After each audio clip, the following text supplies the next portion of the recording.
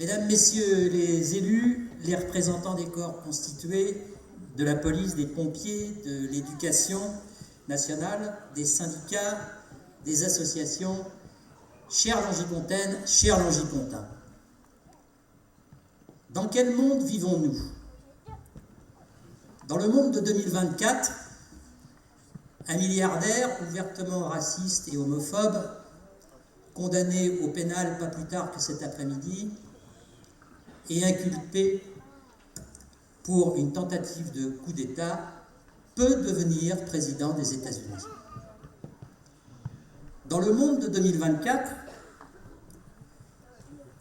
un gouvernement d'extrême droite, présidé par un Premier ministre lui-même poursuivi pour corruption dans son propre pays, peut répondre à la sauvagerie d'une attaque terroriste islamiste par le massacre d'une population. Dans le monde de 2024, en Iran, en Afghanistan et dans d'autres pays islamistes, une femme qui sort sans son voile risque la peine de mort. Dans le monde de 2024, un dictateur peut envahir son voisin et aller chercher de la chair à canon en Corée du Nord. Dans le monde de 2024, on organise des conférences sur le climat en Azerbaïdjan, une dictature pétrolière, un an après avoir organisé une conférence du même titre à Dubaï. C'est à l'envers, c'est dommage. Dans quel pays vivons-nous? Dans la France de 2024, un enfant gâté peut casser son jouet après avoir perdu une élection européenne et après avoir perdu les législatives, finir par nommer comme Premier ministre celui qui l'a fait roi en 2017. Ce qui ne fait qu'accélérer la course de petits chevaux présidentiels avec son cortège de combines politiciennes. Les chaînes de désinformation en continu pourraient économiser les politistes qu'elles payent à prix d'or pour nous expliquer pourquoi il y a tant d'abstention. Dans la France de 2024, les mêmes qui exigent à grands cris le retour de l'autorité de l'État et davantage de sévérité s'indignent lorsqu'ils sont poursuivis ou condamnés par la justice. Pendant le chaos, les affaires continuent, partout dans le monde. La finance, ou peut-être devrais-je dire la cupidité, s'adapte à tous les régimes. En 1945, les 500 Français les plus riches détenaient une fortune de 191 milliards d'euros. Aujourd'hui, cette fortune atteint 1170 milliards d'euros. Dans le même temps, alors que la pauvreté reculait depuis 1945, la courbe s'est inversée depuis le début du XXIe siècle. Dans notre pays, 7e puissance mondiale, on compte plus de 5 millions de personnes sous le seuil de pauvreté, c'est-à-dire vivant avec moins de 1 000 € par mois, prestations sociales comprises. Et la pauvreté tue. À Mayotte, est-ce que c'est le cyclone qui a tué des gens ou est-ce que c'est parce qu'ils vivaient dans des bidonvilles? Et des bidonvilles, il en fleurit partout, y compris à Longpont. Pour amasser des fortunes que rien ne justifie, il faut détourner l'attention en entonnant le petit refrain du scandale des assistés. Je ne suis pas naïf. Certains profitent du système. Tout système génère ses profiteurs et ses fraudeurs. Ce n'est pas la solidarité qui nous coûte un pognon de dingue. Ce sont ces grandes familles et ces grands groupes qui font de l'argent avec de l'argent, par exemple en rachetant leurs propres actions pour faire monter le cours. Ces grands groupes qui profitent des aides de l'État avant de fermer boutique. Ces aides devraient être réservées à ceux qui nous font vivre. Les PME, les agriculteurs, les commerçants, les artisans, et non à ceux qui en profitent. Et on réclamerait 5 milliards d'euros aux collectivités territoriales, c'est-à-dire à vous comme à moi, pour redresser le budget de l'État. On marche sur la tête. Diviser pour mieux régner, la méthode est vieille comme le monde, et elle marche toujours. Diviser pour mieux régner sur la protection sociale et les services publics, qui représentent un enjeu financier considérable. En France, aujourd'hui, on meurt dans les urgences des hôpitaux, faute de personnel. En France, aujourd'hui, on a du mal à recruter des enseignants, tellement on a dévalorisé le métier. En France, aujourd'hui, il faut attendre des années avant qu'un jugement tombe, faute de magistrats. En France, aujourd'hui, des policiers en viennent à acheter eux-mêmes une partie de leur équipement. Alors, faut-il s'étonner que le trafic de drogue gangrène jusque dans nos campagnes?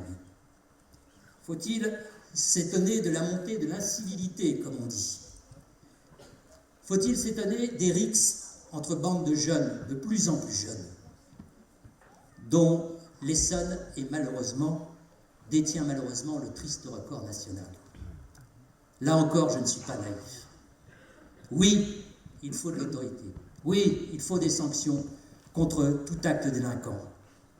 Mais franchement, pensez-vous que l'on peut sérieusement mettre tout cela uniquement sur le dos de la démission des parents, comme nous le serinent matin, midi et soir les chaînes de désinformation en continu?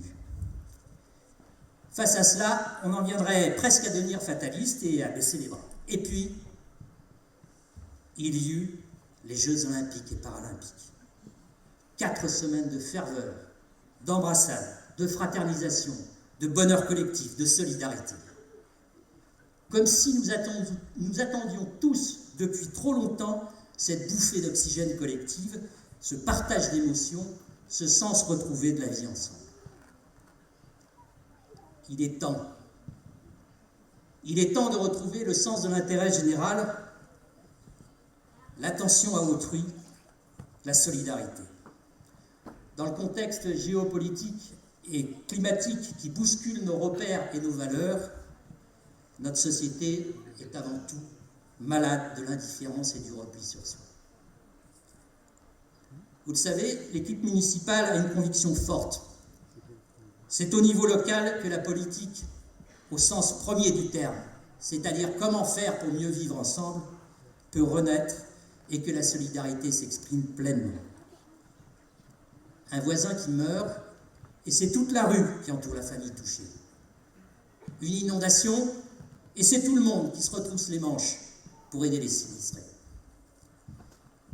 La solidarité, c'est juste un truc assez simple, qui se résume à « je ne suis pas seul au monde ».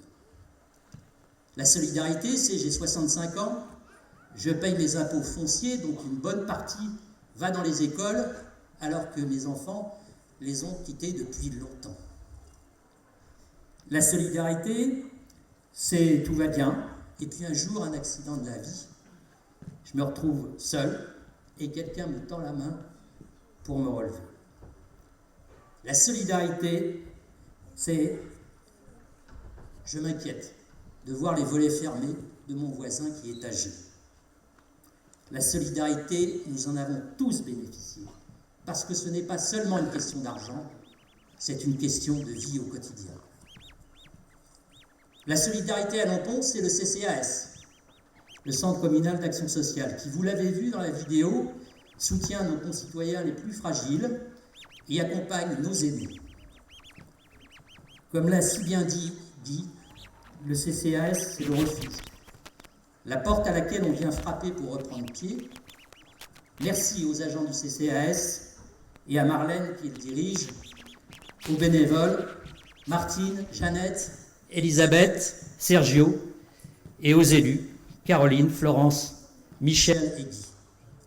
Et merci à l'association Lampon Âge et Partage pour son action auprès des seniors. La solidarité à Lampon, ce sont les associations, comme vous l'avez vu dans la vidéo. Et je crois que ces bénévoles qui les font vivre méritent tous nos applaudissements.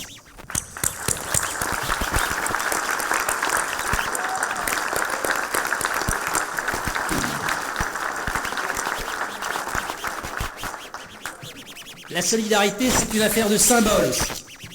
Lors de sa dernière séance de l'année 2024, le conseil municipal, à l'unanimité, a décidé de rebaptiser l'allée de l'abbé Pierre, allée Roland-Franckmagne, fondateur du Monde en Marche, disparu en novembre 2023.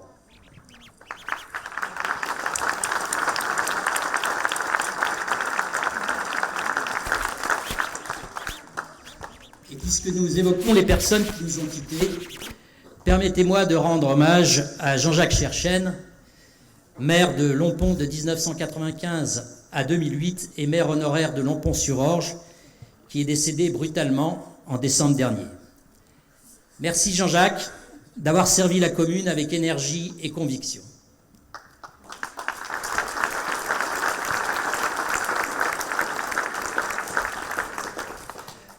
Au dernier conseil municipal 2024, nous avons également voté la constitution d'une réserve citoyenne que nous avions créée de manière informelle au moment de la crise du Covid, notamment pour porter les courses aux personnes fragiles.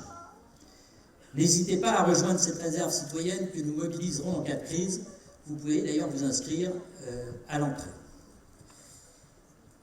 La solidarité à Lompont, c'est l'école de la République qui accueille tous les enfants, quelle que soit leur origine, leur nationalité ou leur milieu social. Je remercie tous celles et ceux qui font vivre l'école de la République, les enseignants, les ATSEM, les animateurs, les personnels d'entretien et de restauration. Merci, mesdames et messieurs, de tenir le service public à bout de bras pour faire grandir nos enfants dans les valeurs de la République.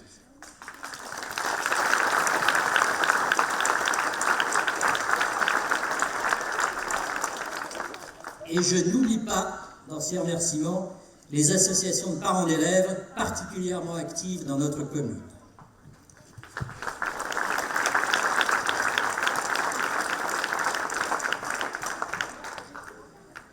La solidarité à Lompont, c'est notre politique du logement et de l'urbanisme. À 17%, Lompont est toujours en carence de logements sociaux, mais l'objectif n'est pas seulement d'atteindre les 25%, mais bien d'apporter des solutions au problème crucial en région parisienne du non ou mal logement. Mais pas à n'importe quel prix. Nous privilégions la mixité sociale et l'intégration des projets dans notre environnement. Le projet du quartier de Diron, élaboré avec les habitants, en suspens pour cause de Covid, de renchérissement des matières premières et d'interminables études environnementales, avance malgré tout. Et ce, grâce à une collaboration que je crois pouvoir qualifier d'exemplaire entre le cabinet d'architectes, le bailleur social, le promoteur et la commune. Tous jouent le jeu de la co-construction que nous avons voulu dès le départ du projet, et je les en remercie.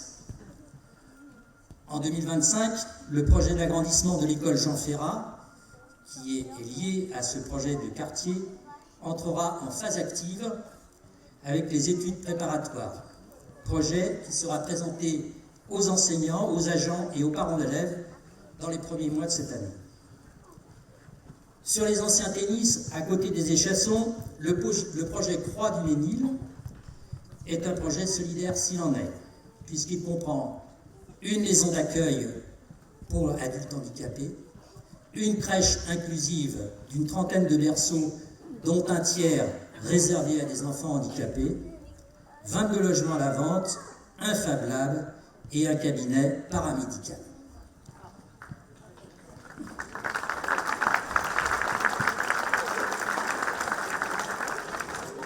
Si on trouve des paramédicaux. Autre zone à bâtir, la RN20. Et comme chaque année, je vous l'annonce, cela n'a pas avancé. Du moins, ça avance à la vitesse de l'escargot à la retraite. Et force est de constater l'inertie de l'État et de la région qui s'intéressent assez peu à ce projet. La solidarité, c'est notre politique culturelle et d'animation de la ville. L'animation nous permet de nous retrouver pour des moments festifs, conviviaux, comme ce soir. En décembre, le marché de Noël a vraiment rencontré un très beau succès. Bravo à Longier Harmonie pour ce moment de fête partagée.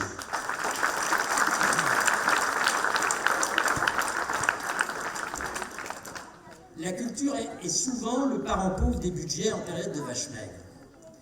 Nous maintenons ce budget coûte que coûte, car la culture, c'est ce qui fait ciment dans notre société, ce qui nous relie, ce qui nous permet de partager des valeurs et une histoire commune. C'est pourquoi nous nous sommes lancés dans la démarche de la Fédération européenne des sites clunisiens de labellisation au patrimoine mondial de l'UNESCO. Dans le chaos actuel, il me paraît important de redonner le sens de l'histoire. Merci aux membres du comité local qui portent cette candidature. Merci aussi aux associations, à la médiathèque de Cœur-d'Essonne Agglomération et aux commerçants qui ont porté l'opération sur les chemins de Cluny qui a rencontré un vif succès à l'occasion des Journées du patrimoine. Le patrimoine contribue aussi au sens de l'histoire. Après l'inauguration en 2023 du portail ouest rénové de la basilique, nous nous attaquerons en 2025 au pilier nord, le clocher.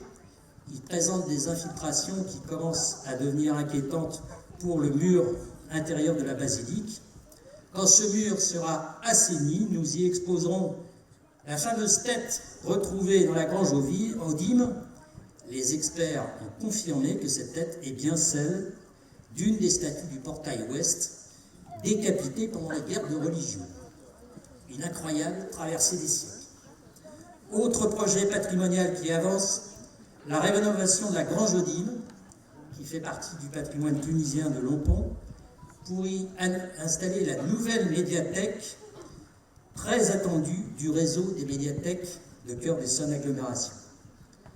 Je tiens à remercier Madame Aymar, conservatrice générale des monuments historiques, Madame Rosé, architecte des bâtiments de France, et Madame Vautier, inspectrice des sites, ainsi que les agents de l'agglomération et de la Sorgem pour le travail constructif mené ensemble. Et je tiens à souligner le soutien constant et fort du président de l'agglomération. Pas plus tard que lundi dernier, nous étions à Paris, à la Direction régionale des affaires culturelles, pour défendre le projet. Merci Eric.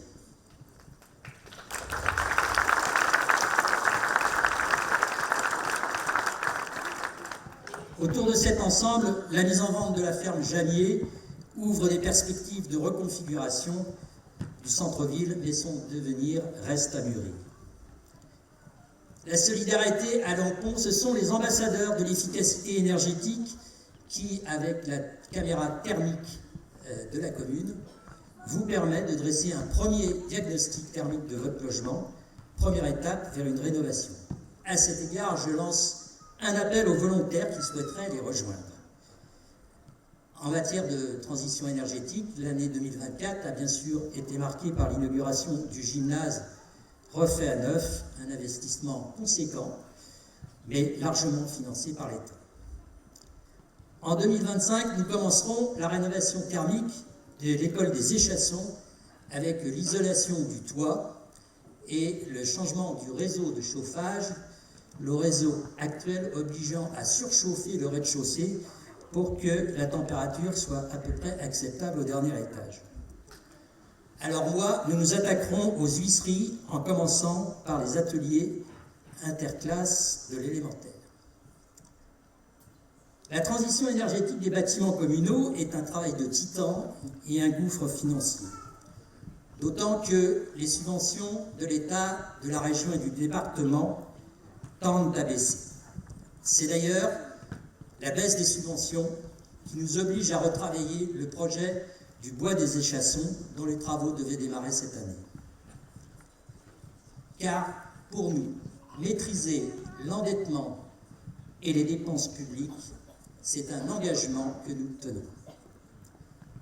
La solidarité à Lompont, c'est le conseil municipal des enfants, ils nous ont exposé tout ce qu'ils faisaient, et le club ado, mené par le service jeunesse et par Charlène Badina, adjointe à la petite enfance, au scolaire et à la jeunesse. Il vous propose des moments culturels, comme le cinéma en plein air, des échanges transgénérationnels avec le château de l'Orbois et des matinées propreté. À propos de propreté, vous le savez, c'est l'une de nos priorités. Mais force est de constater que malgré la réorganisation des services techniques, malgré les matinées propreté du club ado ou des élus avec les services techniques, malgré le ramassage de 15 mètres cubes de déchets sauvages par mois, le compte n'y est pas. En 2024, nous avons tout de même réussi à éradiquer la décharge entre Lompont et Leville, un endroit placé sous haute surveillance des caméras et des agents. Il faut aller plus loin. Je présenterai au premier conseil municipal 2025 un plan propreté en 3 volets. Comment prévenir et réprimer, comment organiser la propreté, comment associer les habitants. Dans les jours qui viennent, je vais réunir avec Patrick Philippe, notre adjoint au cadre de vie et des travaux, et Stéphane Bonamy, notre nouveau directeur des services techniques, les agents pour réfléchir ensemble à une organisation plus efficace, notamment pour traiter les points noirs. D'ores et déjà, nous avons choisi de faire appel à une association de réinsertion qui sillonnera 2 fois par semaine la commune pour ramasser les déchets. Une ville plus propre, c'est une ville plus agréable, et c'est aussi une ville où on se sent davantage en sécurité. La sécurité, je le sais, c'est un sujet de préoccupation. Nous avons renforcé les effectifs de la police municipale, qui est passé de 2 à 4 agents, ce qui permet d'étendre ses plages horaires, et notamment en soirée. Certes, on parle du pouvoir de police du maire. Et je rappelle tout de même que la sécurité est un pouvoir régalien de l'État et que depuis la suppression de la police de proximité en 2007, la situation n'a cessé de se dégrader. La commune travaille avec la police nationale qui fait ce qu'elle peut avec les moyens qu'elle a. Avec la police nationale, justement, nous proposons le 15 janvier à la mairie une réunion de sensibilisation et de prévention à la sécurité. Alors oui, le Lompont d'aujourd'hui n'est plus le même que le Lompont d'il y a 30 ans. Et je crois pouvoir dire que Lompont reste une commune agréable à vivre. En tout cas, nous y travaillons. À commencer par tous les agents qui contribuent à rendre notre ville plus solidaire, plus humaine et plus propre. Merci à vous, mesdames et messieurs.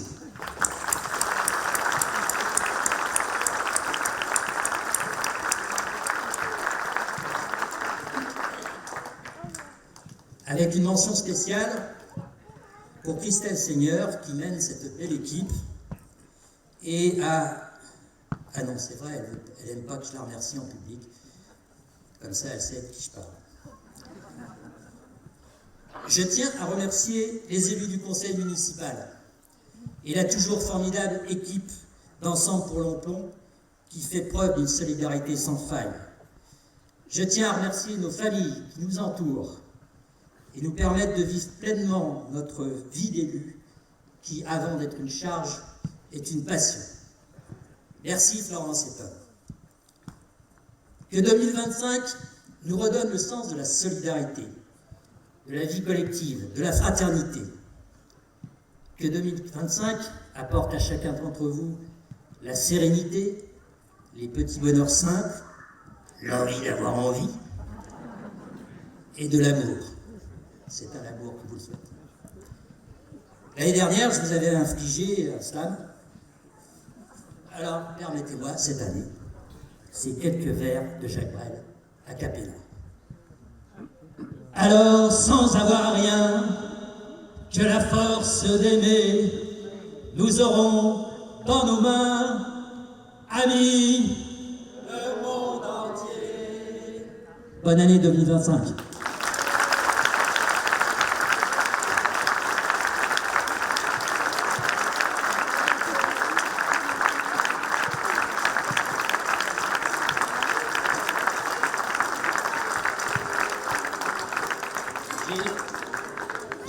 Avant d'ouvrir le buffet, j'ai de nombreux remerciements à faire.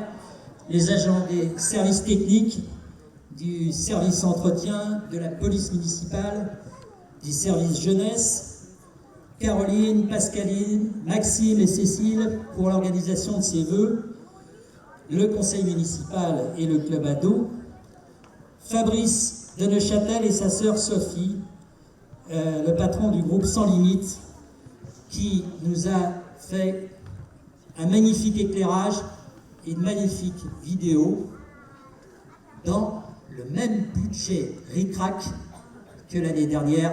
Merci Fabrice. Et on peut l'applaudir bien fort. Fabrice, c'est un Longipontain. Merci Gilles, toujours fidèle derrière la caméra. Merci à notre traiteur à l'heure des mets, à Intermarché et Jiffy. Merci au club artistique de Lampont pour l'exposition qui est là-bas dans le fond de la salle. Et vous pouvez voter pour l'œuvre que vous préférez. Et merci aux établissements Evras pour les fleurs. Je vous souhaite une très belle soirée.